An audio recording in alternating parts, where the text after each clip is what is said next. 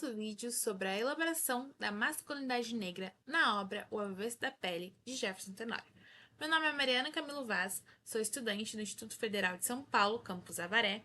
A pesquisa é orientada pela professora doutora Rafaela Cássia Prochnoff e co-orientada pela professora doutora Ana Carolina Macena Francini. Nosso trabalho é desenvolvido dentro do grupo de pesquisa Constel, Constelações Literárias de Autoria Negro-Africana, Afro-Latina e Afro-Brasileira. E ao longo desse vídeo, vamos explorar como a literatura de autoria negra, especialmente de Tenório, desafia estereótipos raciais e traz à tona questões sociais fundamentais, como o racismo, a violência policial e a identidade negra no Brasil. Primeiramente, faremos uma breve contextualização de quem é Jefferson Tenório e sua formação acadêmica. Nascido em 1937, no Rio de Janeiro, e residente em Porto Alegre, Tenório formou-se em Letras pela Universidade Federal do Rio Grande do Sul. Atualmente leciona Língua e Literatura na Rede Pública de Porto Alegre. Com especialização em teoria literária, suas obras abordam profundamente sua vivência como um homem negro no Brasil.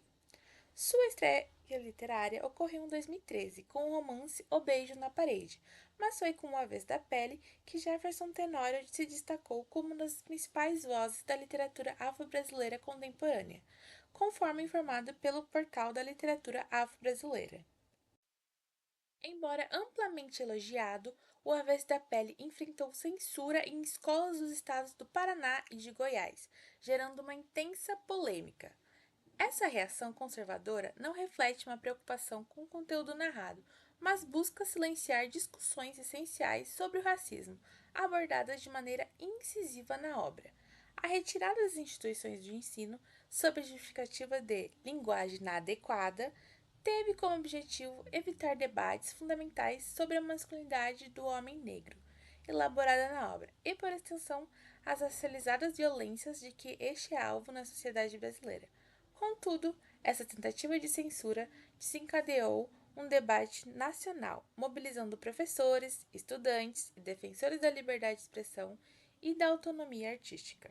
Não me causa surpresa que o livro tenha sido censurado, ou essa tentativa de censura, no sul do país, que é historicamente um estado bastante racista, e acho também que é essa cortina de fumaça, né, que se utiliza levantando um tema polêmico, questão da sexualidade, palavrões, né, e que serve muito como o discurso conservador, ultraconservador. Então é uma velha estratégia que a gente já conhece de tentar tirar o foco do que realmente precisa ser tratado.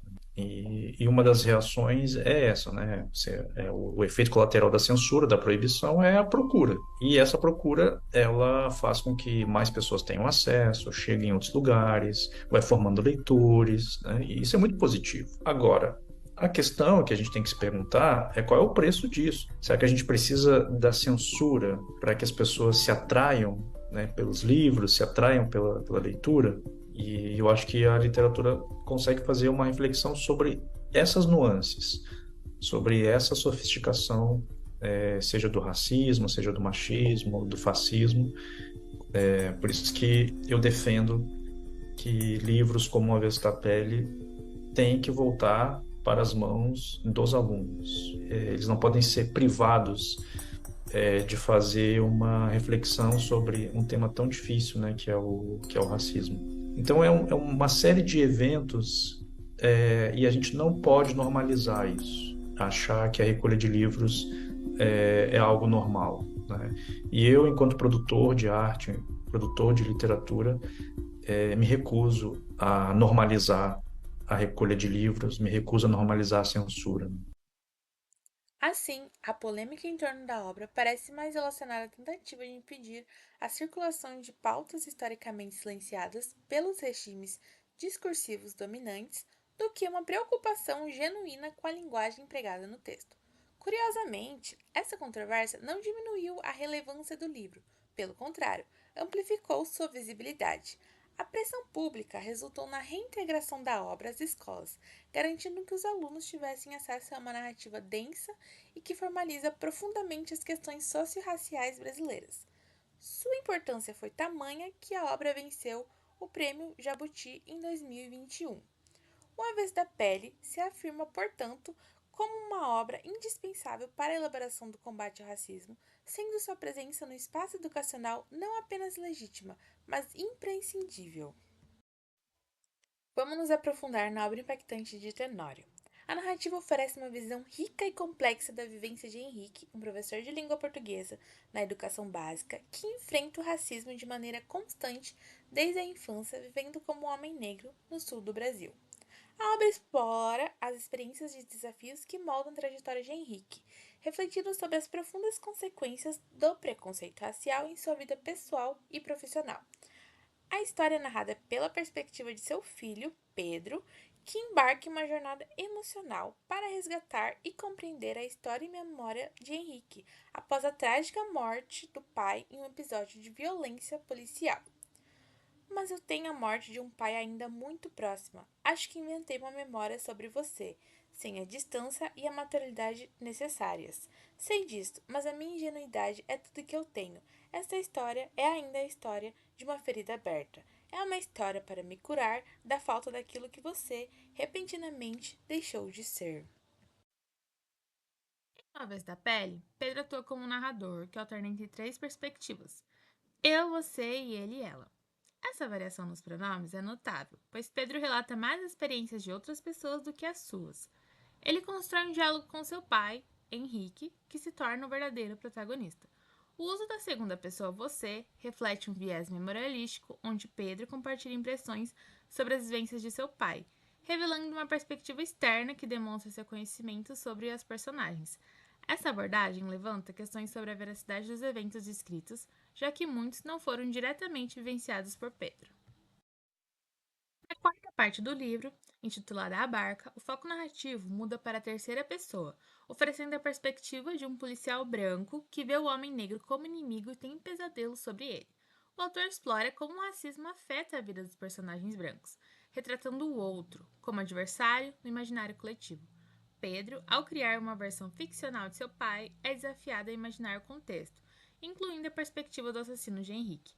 A narrativa humaniza o policial sem justificar seu comportamento, enriquecendo a complexidade da trama. Em segundos, a cozinha vai sendo tomada por mais daqueles homens negros, e ele não sabe por onde eles estão entrando. São mais de 10, estão por todos os lados. Um dos homens vai na direção dele e diz, próximo ao seu ouvido: não se preocupe, a gente não quer nada com você, a gente só quer eles. E aponta para os quartos, onde dormem os filhos e as esposas. Ele acorda com o sacolejo da mulher, ela aperta seu braço e o chama pelo nome. Você teve outro daqueles pesadelos, não é? Ele não responde. Está ofegante, suando frio. É a terceira noite seguida que ele sonha com a mesma coisa. O apartamento sendo invadido por homens negros. Nesse contexto, é crucial ressaltar a vivência do segmento negro no Brasil, um país cujo passado foi profundamente marcado pela escravidão e que ainda sofre as consequências do colonialismo. Tula Rafaela de Oliveira Pires, em seu artigo Por uma Concepção Americana de Direitos Humanos, argumenta que o padrão de condição humana imposto pela modernidade está essencialmente vinculado a um modelo de indivíduo de origem europeia, do sexo masculino branco, cristão, heteronormativo, proprietário dos meios de produção e sem deficiência. Essa concepção predominante exclui sistematicamente aqueles que não se enquadram nesse perfil, como pessoas negras e racializadas. Nesse sentido, a obra Memórias da Plantação, de Grada Quilomba, oferece uma análise profunda sobre o conceito de sujeito em suas dimensões política, social e individual. Quilombo argumenta que o reconhecimento pleno como sujeito envolve não apenas a aceitação social e política, mas também o auto-reconhecimento da própria identidade. No entanto, o racismo atua como uma barreira significativa nesse processo, minando o reconhecimento e a validação dos direitos políticos, sociais e individuais das pessoas negras. No livro Bala Perdida, Capriglione discute o mecanismo de visibilidade, que reforça a indiferença da sociedade em relação às mortes nas periferias. Esse tratamento desigual evidencia como a invisibilidade das populações marginalizadas contribui para a sua exclusão e vulnerabilidade à violência. Ao serem sistematicamente excluídas do debate público, essas comunidades têm suas demandas e problemas silenciados. o que perpetua um status de nação e garante a manutenção de um status quo que suprime seus direitos e deslegitima suas reivindicações. Isso reflete-se na ideia de Judith Butler em seu livro Violência, Luto e Política, no qual argumenta que, quando a violência é cometida contra aqueles considerados não sujeitos, não há reconhecimento da violação, pois essas vidas já foram negadas. No entanto, essas vidas continuam a existir de maneira estranha. Elas não podem ser juntadas porque nunca foram verdadeiramente reconhecidas como existentes. Não há ato público de luto, se há um discurso, ele é silencioso e melancólico, sem reconhecer vidas ou perdas e sem uma compreensão compartilhada da vulnerabilidade humana. Essa realidade é retratada no livro, no qual Pedro enfrenta o luto pela morte de seu pai, vítima de violência policial. No Brasil, seu caso se torna apenas mais uma estatística entre milhares de outras vítimas desse tipo de violência. Sua morte não causa grande comoção, nem possibilita um verdadeiro luto, refletindo a desvalorização e a falta de reconhecimento desse grupo étnico. Mesmo diante desse contexto de desesperança, Pedro tenta perseverar, lidando com o luto através da escrita, preservando a vida e a memória de seu pai, como expresso em você assiste aquelas reportagens com os parentes das vítimas, pessoas negras, em bairros periféricos, chorando, reclamando da violência, do descaso das autoridades, e a gente fica triste e solta um que merda, quando isso vai acabar? E volta a comer seu prato de arroz e feijão. Então, de uma hora para outra, assim, sem mais nem menos, é a sua vez de chorar por um morto. É a sua vez de conhecer a dor da perda. E de repente, estou na frente de uma câmera e de um microfone, empunhado por uma repórter que me pergunta como eu me sinto com essa tragédia. O texto de Eduardo de Assis Duarte, Literatura e Afrodescendência, critica a ideia de que a literatura é neutra em relação a sexo e cor. Ele argumenta que esse conservadorismo estético pode silenciar vozes e desqualificar experiências diversas, resultando na falta do reconhecimento da literatura afro-brasileira. Por outro lado, na obra de Tenório, a narrativa não é neutra. Ela reflete as experiências dos homens negros na sociedade brasileira. O personagem Henrique é um homem negro, professor de língua portuguesa em uma escola pública no Rio Grande do Sul. Dessa forma, a literatura de autoria negra emerge como uma forma de resistência contra os estereótipos preconcebidos associados aos negros, buscando iluminar o processo de tornar-se sujeito. Nesse contexto, obras desse gênero apresentam personagens negros humanizados, livres das tradicionais imagens de controle que historicamente os limitaram. Livro Masculinidades Possíveis, Outras Formas de Ser Hombre, Javier Omar Tuiz Arroyave analisa o patriarcado como um sistema cultural que se fundamenta na ideia de superioridade masculina. Ele aponta que o sexismo é constituído por ideias e práticas que justificam a atribuição de maior valor aos homens em comparação às mulheres, com base no sexo. Sob essa lógica patriarcal, os homens são considerados o sexo forte e as mulheres o sexo fraco. E é a partir dessa visão que se definem as qualidades humanas e os papéis sociais. Ao explorar essa dinâmica, o estudo identifica como a narrativa da obra desconstrói estereótipos de masculinidade negra, conforme analisada por Aldair de Oliveira Barreto em seu artigo Masculinidade Negra e a Colonização, Ecos do Passado no Presente. Barreto destaca estereótipos como o neguinho, associado à submissão e infantilização, o negão, ligado à força física e hipersexualidade, e o fiel escudeiro, que mescla a obediência do primeiro com a robustez do segundo. A obra, ao desmantelar esses estereótipos, revela as complexidades das masculinidades marginalizadas e questiona as noções tradicionais de gênero e raça. Na obra em questão, o personagem Henrique é confrontado com alguns desses estereótipos racistas, especialmente seu relacionamento com uma mulher branca. Ele é tratado como negão, hipersexualizado, com a ênfase sendo colocada apenas em suas características físicas, desconsiderando completamente seus sentimentos e complexidade como indivíduo. Quando você foi apresentada à família de Juliana, quando naquele almoço de domingo, o tio dela, de 54 anos, o Simval, um motorista de Kombi escolar, te chamou de negão, você não se importou. não suportou porque aquilo significava algum tipo de intimidade. E você, enfim, estava sendo aceito pela família branca da sua namorada. Acontece que, em pouco tempo, você passou a ser uma espécie de para-raios de todas as imagens estereotipadas sobre os negros, pois disseram que você era mais resistente à dor, disseram que a pele negra custa envelhecer, que você deveria saber sambar, que deveria gostar de pagode, que deveria jogar bem futebol, que os negros são bons no atletismo.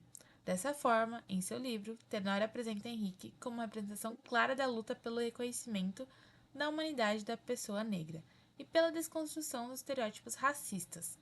Henrique desafia expectativas limitadas e estereotipadas associadas à identidade negra, mostrando-se como um homem com uma profunda fé em algum e uma dedicação significativa ao seu trabalho como educador, demonstrando assim uma narrativa que vai além da pele, como o próprio título sugere, explorando o avesso da pele. Assim, concluímos nossa discussão destacando a importância de obras como A Avesso da Pele, que desafiam e reconfiguram os estereótipos desumanizadores frequentemente associados aos negros. Essas narrativas, além de ampliar nossa compreensão sobre a experiência negra contemporânea, são essenciais para refletir sobre a persistência do racismo na formação social brasileira. Ao valorizar a literatura de autoria negra, promovemos não apenas a resistência ao racismo, mas também o reconhecimento da diversidade étnica que constitui a sociedade brasileira. Continuar a explorar essas histórias é fundamental para construirmos uma literatura mais aberta à pluriversalidade de vozes. Assim como o personagem Pedro, seguimos firmes na luta contra o racismo. E agora, caminho por essas mesmas ruas, tenho algumas em minhas mãos e ainda me sinto perdido, mas a palavra continua não sendo essa. Vou em frente, na direção do Guaíba, tenho algumas em minhas mãos porque agora é minha vez. Obrigado por nos acompanhar nessa jornada. Até a próxima!